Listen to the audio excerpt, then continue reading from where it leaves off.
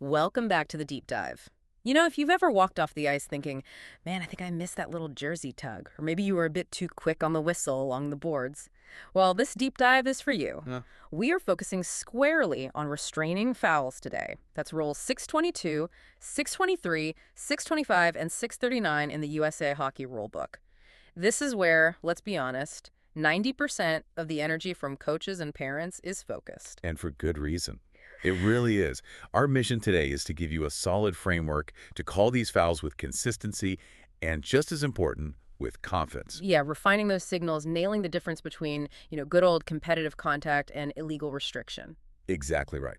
And for you novice officials listening, understanding these four major infractions, holding, hooking, interference, and tripping, that's the foundation. It's how you establish control and trust in your game. And we're not just here to read definitions out of a book. No, not at all. We're here to standardize the application of these rules, all across the ice. And the philosophy that's driving all of this has been in place since the standard of play was adopted way back in 2006. It's simple, but it's really powerful.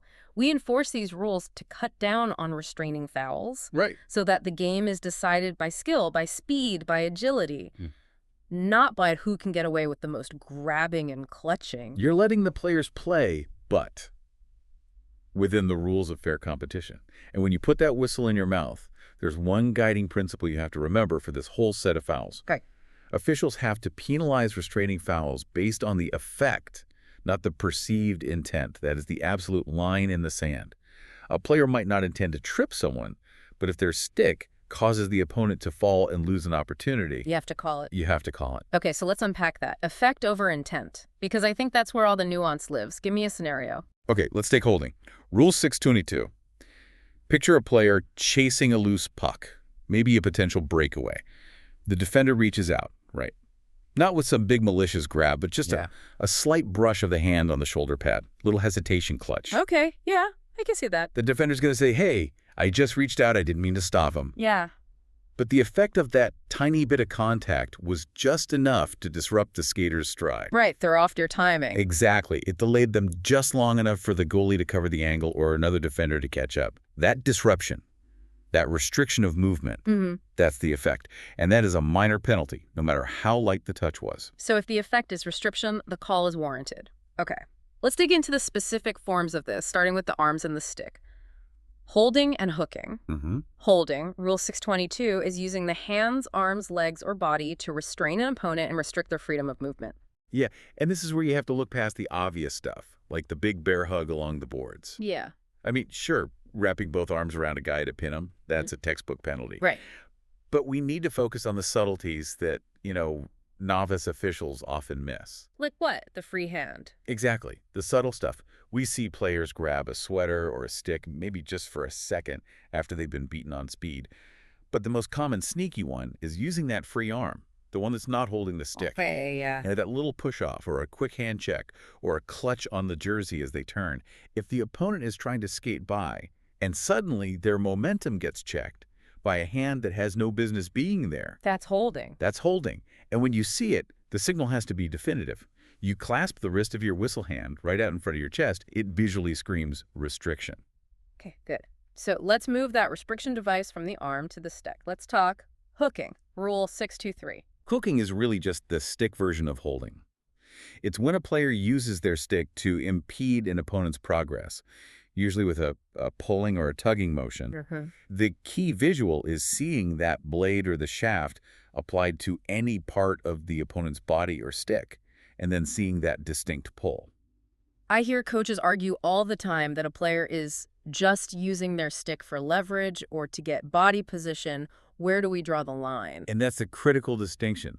A player absolutely cannot use their stick against an opponent's body puck carrier, or not, just to gain a positional advantage, not if it involves a pull or a tug. So no, using the stick to sort of reel them in? Exactly. Yeah. We want to see players competing shoulder to shoulder, hip to hip. If they have to rely on their stick blade to hook around the back of the knee or across the hip to slow an opponent down, that's immediately illegal. If the stick is restricting forward movement, it's a foul.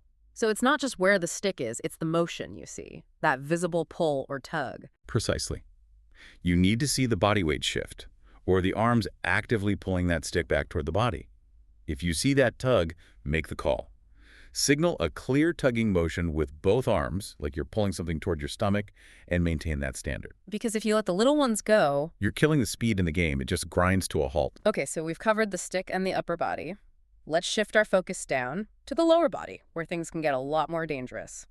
Tripping and clipping, both under Rule 639. Right. Tripping seems straightforward.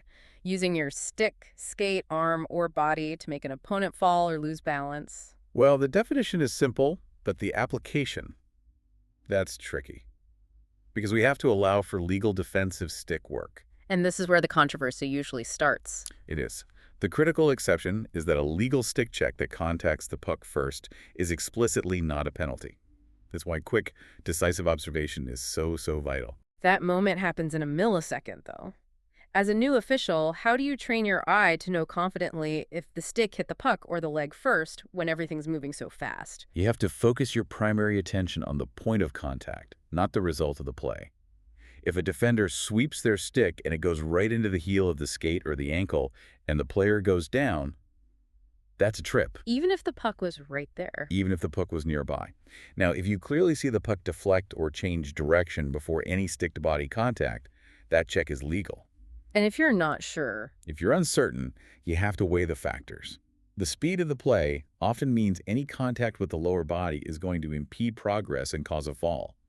When in doubt, especially about safety and restriction, blow a whistle. Okay, what about some other illegal examples we really need to stamp out? Beyond the obvious sweep, look for those subtle, unnecessary stick uses, like placing the stick flat on the ice right in front of the opponent's legs just to block them. Yeah, with no attempt to play the puck.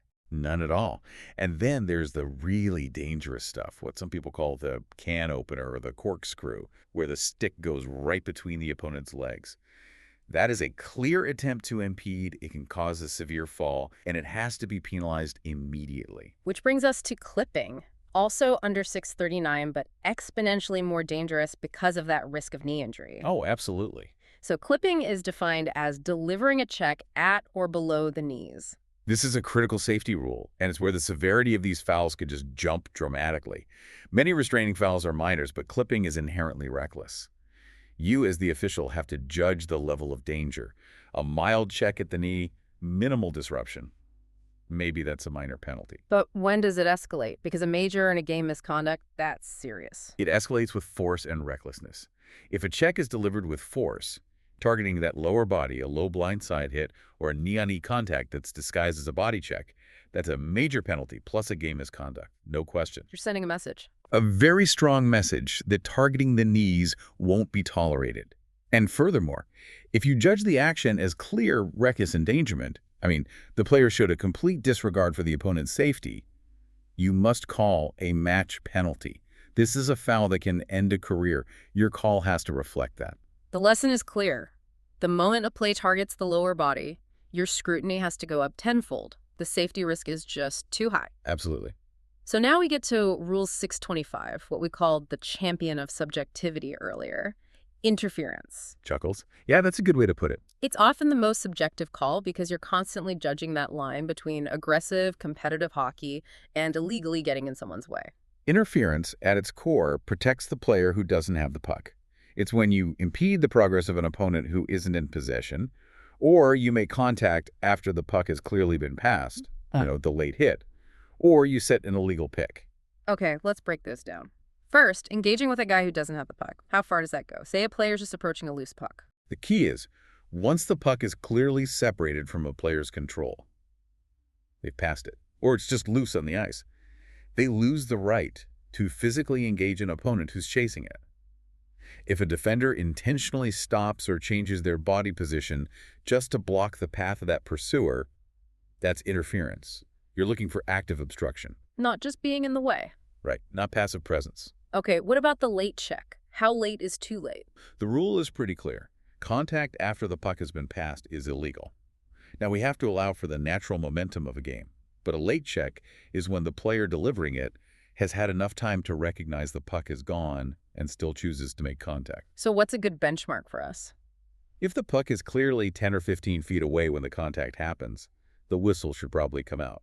The player isn't playing the puck anymore. At that point, they're just punishing the opponent. And that goes right back to the standard of play, eliminating those intimidating or punishing actions. Exactly. So what about the illegal pick or block? We see this all the time on zone entries. This is a more sophisticated form of interference.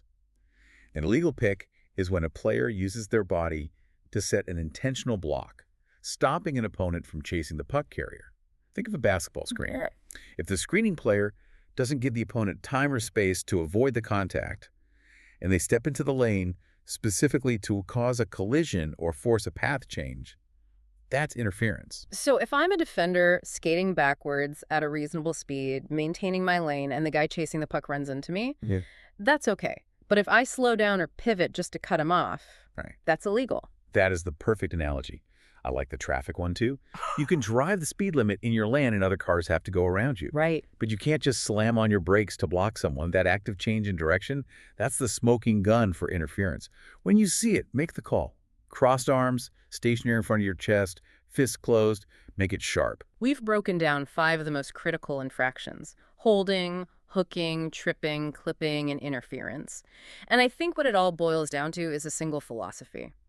Enforcing these rules is about restoring and protecting freedom of movement on the ice. And that consistency is everything, especially for you novice refs trying to build credibility. Every single penalty we talked about today ties back to the standard of play's goal of eliminating restriction. Yeah. If we let subtle holds or little freehand pushes or late checks go, we're telling players that restriction is okay. And it just kills the flow and undermines skill. Your job is to be the steward of the game's pace. That's powerful advice. To leave you with one final thought, one that connects all these restraining fouls to the wider scope of your authority. Remember that while you might be the referee calling these minors, others share that safety obligation. So think about this. If a player delivers a check that's dangerous, careless, or reckless, and the foul falls into that injury potential penalty category, things like cross-checking, high sticking, or even a really bad hook, what is the specific obligation of a linesperson to report that unobserved foul to the referee at the next stoppage? A very important question. Think about that scope of safety responsibility, how it extends beyond just the person wearing the red armbands next time you step on the ice.